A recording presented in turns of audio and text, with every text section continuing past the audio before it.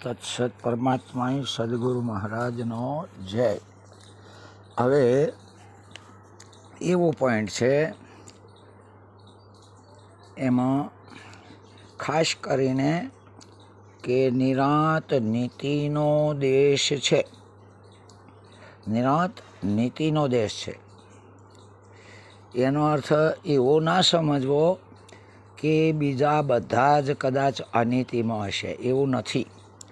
હર કોઈ વ્યવહાર હોય, કોઈ પણ સંપ્રદાય હોય, કોઈ પણ પંથાપંથી હોય, અગર તો કોઈ પણ વેદ માર્ગ હોય, અગર તો વ્યવહારિક માર્ગ હોય, પણ હર કોઈનો એક જ આદેશ છે કે નીતિ નીતિ નીતિ. આપણું જીવન નીતિમય હોવું જોઈએ. હર કોઈ પણ નીતિ શબ્દ ઉપર એટલે નીતિવાળા નૈતિક જીવન ઉપર ભાર મૂકે છે, અને તે બાબત પણ 100% સાચી છે. જીવનમાં નીતિ નથી તો બીજું કોઈ જ નથી. આમાં હર કોઈને માટે પણ નીતિ નિયમો હોવા જોઈએ, તો જ જીવન નૈતિક રીતે શોભે છે. બાકી અનીતિવાળાને તો પોતાની નીતિ દેખાવવાની જ નથી, એને તો પોતાની અનીતિ દેખાશે જ નહીં. દાખલા તરીકે એક જુઠ્ઠો માણસ બીજા જુઠ્ઠા માણસને કહે છે કે હંમેશા સાચું બોલવું જોઈએ, ભગવાન એમાં રાજી રહે છે. જૂઠો જ જૂઠાને કહે છે આવું. અહીં આપણા પોઈન્ટ અનુસાર ખરેખર નીતિ અને નિયમો આ જીવનમાં હોવા જોઈએ. તે સિવાય કોઈ પણ થવા કે કોઈ પણ કરવાપણાનો આદેશ નથી. કોઈ એટલે અવળહવળ એમ. દરેકે પોતપોતાની ફરજ મુજબ નીતિ નિયમમાંથી ન્યાયસર વર્તવું એ જ નિરાંત દેશનો અગર તો આપણો હર કોઈનો મુખ્ય અને પાયાનો સિદ્ધાંત છે. ગાંધીજીએ અગર તો પણ વેદો સુધી સ્વતંત્રતા અગર તો નીતિમય જીવન હોવું જોઈએ એવો આદેશ અગર તો ઉપદેશ કર્યો હતો. એનો અર્થ એમ હતો કે હર કોઈ પણ પોતપોતાના હક્કો તથા ફરજો સ્વતંત્રપણે ભોગવી શકશે. આ સ્વતંત્રતા એટલે કે જે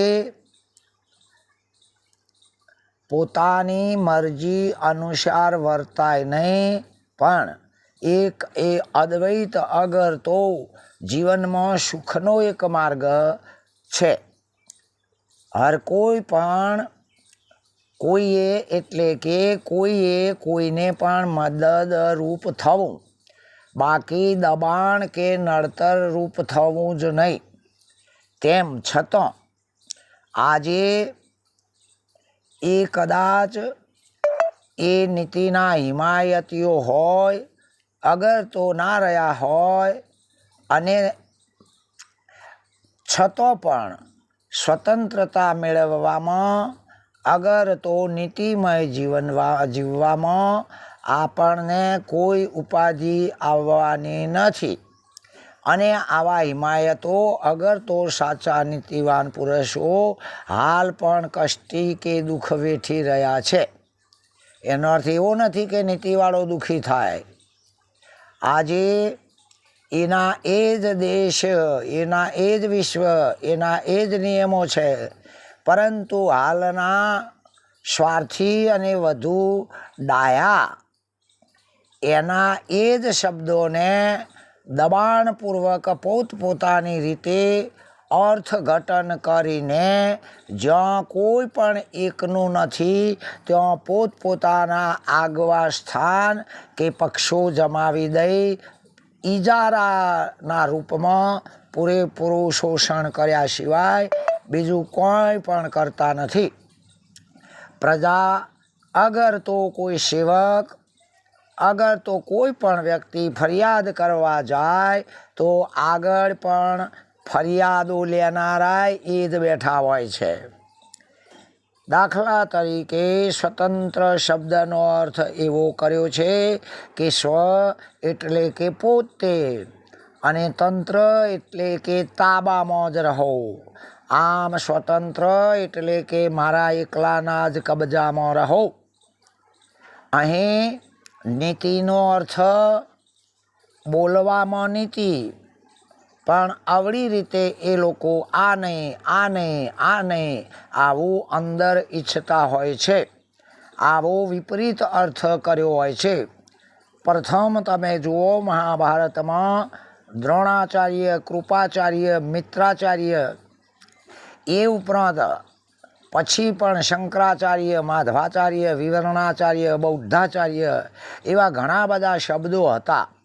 પરંતુ તે પછી ઘણા સમયે જેમ જેમ સમય ગયો તેમ ગોરખ મહારાજ, નિરંત મહારાજ, કબીર સાહેબ એ શબ્દોનો ઉપયોગ કર્યો હતો. પરંતુ આવા પુરુષોના દિલમાં વાણી અને હૃદયનો વલોપાત એકરૂપ થયા હોય છે, એને નીતિ કહેવાય. પરંતુ એવા પુરુષો વહી ગયા છે જેમ કોયલ મોર બોલીને જતો રહ્યો અને ઘુવડ આવીને બેસી ગયો અને એમના શબ્દોમાં કંઈક ખામી રહી ગઈ છે એવું જાણતા હાલના તબક્કે આવા લોકો સાચા પુરુષોના જીવનમાં પણ ખામી જોતા હોય છે. આવા લોકો હાલના તબક્કે દુરાચારીઓ કે બકવાચારીઓ અથવા ચોરાચારીઓ ક્યાંક ને ક્યાંક ચાલુ થવા માંડ્યા છે. આ ચોરાચારીઓ જ મહાપુરુષોના શબ્દોને પોતપોતાની રીતે અર્થઘટન કરી બીજાની બુદ્ધિમાં ફિટ કરાવવા લાગ્યા છે. આગળ શુક્રાચાર્ય હતા, તેમના વંશવેલા હાલમાં કોઈ ખતમ થઈ ગયા નથી. શરીરો જ નથી, શબ્દો તો છે અને એમના સેવકો પણ એમની જ વિદ્યા મેળવીને તેમને હાલમાં પણ દીપાવી રહ્યા છે. ન્યાય નીતિને જાળવી રાખનારવાળા દેવ પુરુષોને જ હવે તો સંતાવવા દિવસ આવ્યો છે. કશ્યપ ઋષિના જેમ પિતા એક જ છે, પણ પુત્રો દેવ, દાનવ, માનવ એટલે કે ભક્ત એમ વિભાગી થવા માંડ્યા છે. માટે જેની બહુમતી તેનું બળ અને જેનું બળ એનો વિજય. શું આ શબ્દ નીતિના બોલનારના મુખે શોભે છે? નીતિ એટલે કે કોઈ પણ હોય એ નીતિના દેશમાં પ્રવેશ કરતા પ્રથમ પંચશીલ સિદ્ધાંત અવશ્ય પાલન કરવું જોઈએ તથા જૂઠ જેવી બાબતોને જીવનભર પ્રતિજ્ઞાપૂર્વક તિલાંજલિ આપવી જોઈએ.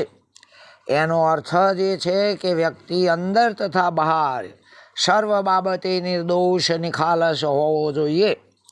એટલે કે બહારનો અગ્નિ જણાઈ આવે છે તથા તેને કોઈક ઓલવનાર પણ મળે છે, પરંતુ જો ભીતરનો અગ્નિ જલતો હોય તો તેની કોઈને કશી જ ખબર પડતી નથી.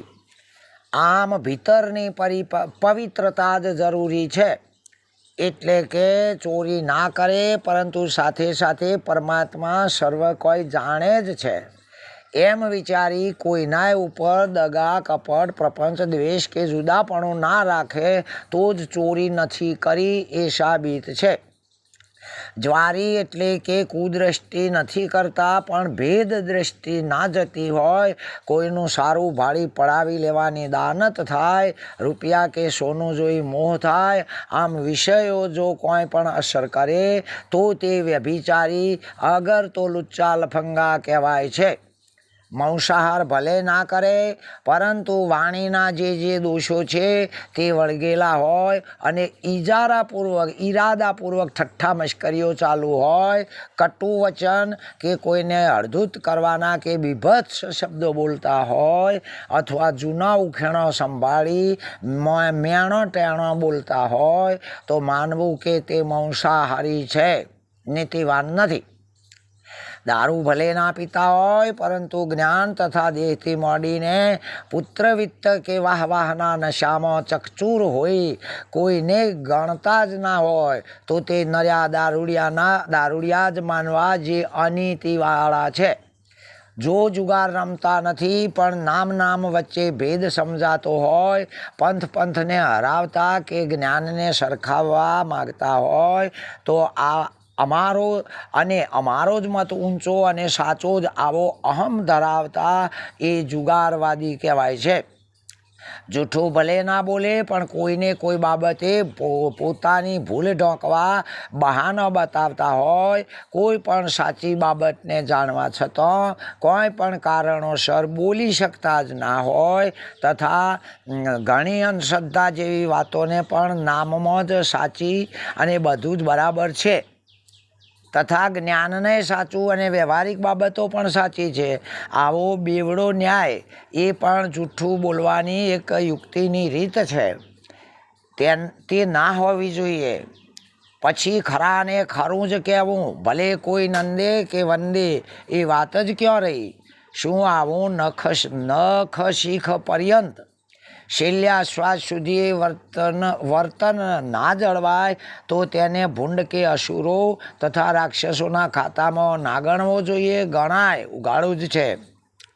જે લોકો આવો નિર્ણય શરમ ખાતર લઈ શકતા જ નથી, અને પછી ભાઈરે નરખી પરખીને ગુરુ કરવા એવી મહાપુરુષોની મૂડી ઉપર તાગડધીન્ના કરાવે, તો શું તેઓ ઠગ નથી? ગુરુ સેવકનો શું નિયમ છે, શું તે નથી જાણતા? આ તો ઘરમાં જ કૂતરા લોટ ખાય અને વળી પાછા સામા ભસે, તેમના દેવાદાર લોકો તેમને કઈ રીતે કહી શકે? કે જે બીજાના હાથ હેઠ આવ્યો હોય એ કહી શકે નહીં. માટે દાખલા દ્રષ્ટાંત દ્વારા એ ગોળ વાતો કરે છે. જેને સમજવું હોય એ સમજે. આવો તો છૂટછાટનો નિયમ અપનાવવા માંડ્યા છે. મહાપુરુષોએ કહ્યું છે કે નિયમથી વર્તે એને નીતિ પણ નમે છે. માટે જ સૂર્ય, ચંદ્ર, તારા, પવન, પાણી, પ્રકાશ, આબ, અગ્નિ સર્વ કોઈ પણ આવા નિયમસર વર્તવાથી જ મહાન છે, અને નિયમસર હોવાથી જ તેમના મહિમા ગવાય છે. શું સૂર્ય ઠંડો પડી જાય છે? ચંદ્ર શીતળ મટી ગરમ થઈ જાય છે? આબ નીચે આવી જાય છે? તો ના, સર્વ કોઈ સૌના કુદરતી નિયમમાં નિયમસર જ છે. આ તો વધારાનો વાવાઝોડો, ભૂકંપ, પૂર પ્રલય, અનાવૃષ્ટિ, અતિવૃષ્ટિ, હોનારતો, હુલ્લડો ખબર વગર જ ઘૂસી જઈ નિયમવાળાઓના નિયમોમાં ભંગાણ કરવા માટે ઊભો થતો હોય એમ લાગે છે. તેમ છતાં પણ નિયમ વગરના તો કોઈ પણ વચ્ચે ઊભો થઈ બીજાને ભયભીત કરી છેવટે ખતમ થઈ જવાના છે. અને નિયમવાદી જો નિયમ તોડે તો પછી કહેવું જ શું? બધા જ સરખો થઈ જાય છે. દાખલા તરીકે બગલાઓ ઉપરથી જ ધોળા હોય છે, બાકી અંદરથી તથા ખોરાકોથી દગલબાજ જ હોય છે. જ્યારે તેમના કરતાં તો કાગડાભાઈ સારા કે મોય અને બહાર બંને બાજુ કાળા એટલે હરખા જ છે, જેથી સામાન્ય છેતરાઈ જવાનો કોઈ પ્રશ્ન રહેતો નથી. જેમ કોઈ અગમવાદીએ સાચું જ અગમ ભાખ્યું છે કે જે જગ્યાએ મારો હંસો રાજો બેસતા ત્યાં કાગ આસન જમાવેગા. અરે ગાંધીજીએ તો કહ્યું હતું કે આપણે બધા એક જ છીએ, મતભેદ રાખવાની કોઈ જરૂર નથી. પરંતુ સ્વાર્થી વિચારના લોકો વ્યવહારોની તથા બેન દીકરીની કે ખાવા પીવાની એકતા કરવી એવા અર્થો કાઢ્યા છે. સંત મેળાવડાના બહાને પણ તમે જુઓ, ફક્ત આચાર્યોના મેળાવડા થવા માંડ્યા છે. માટે સૌ કોઈ એમ પૂછે છે કે કેટલા આચાર્યો હતા? કારણ કે ભૂલ સુધારવાને બદલે કોઈક ને કોઈક કહેવા જ આવતા હોય છે. અને જેમ ગલો બીજાનું ગધેડું પોતાના ટોળામાં લઈ જાય અથવા એક દૂધણું ઢોર બીજો ગોવાથી પોતાનું કરી લઈ કોઈક ને કોઈક લાલચ આપી પોતાનો સ્વાર્થ સિદ્ધ કરી લે. શું આ ડ્રો પદ્ધતિ નથી?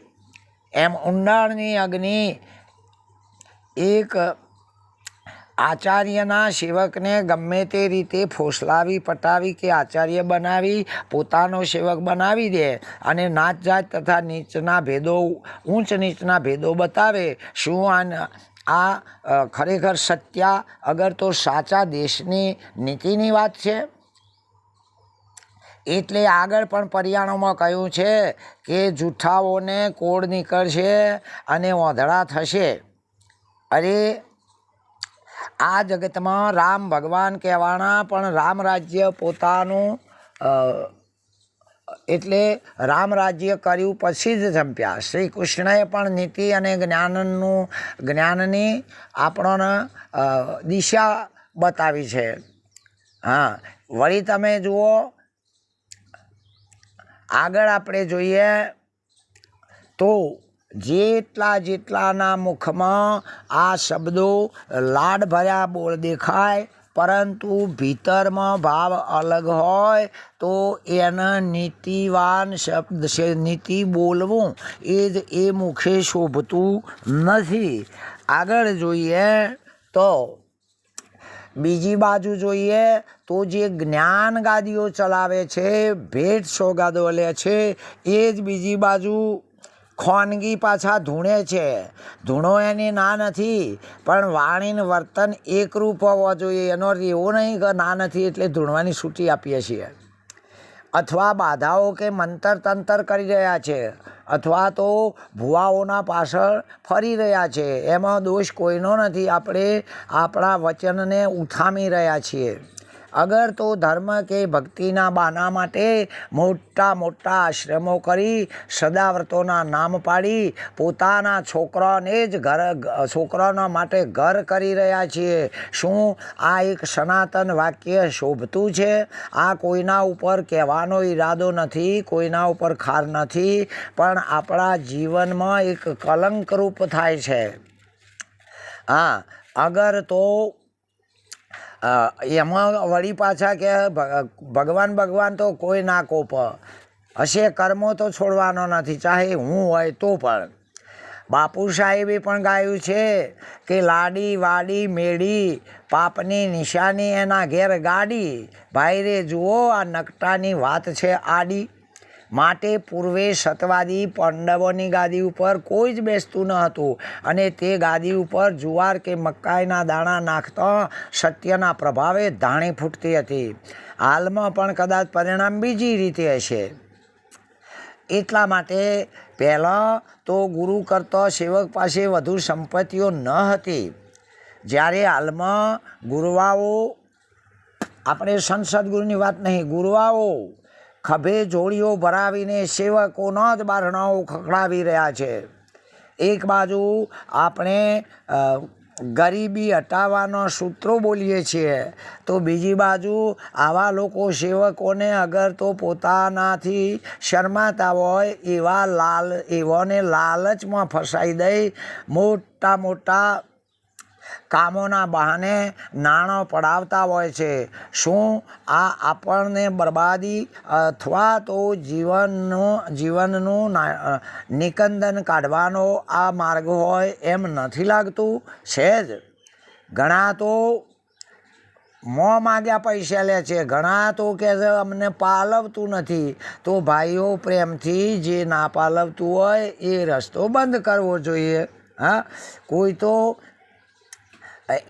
એના બોના ઉપર એ જેટલું જે એને ગુરુએ શાસ્ત્રોએ અગર તો વ્યવહારમાં વડીલોએ જે બોનું આપ્યું હોય એ બોના કરતા હોય ક્યાંય ના ક્યાંય પરેશાની ઉઠાવતા હોય છે.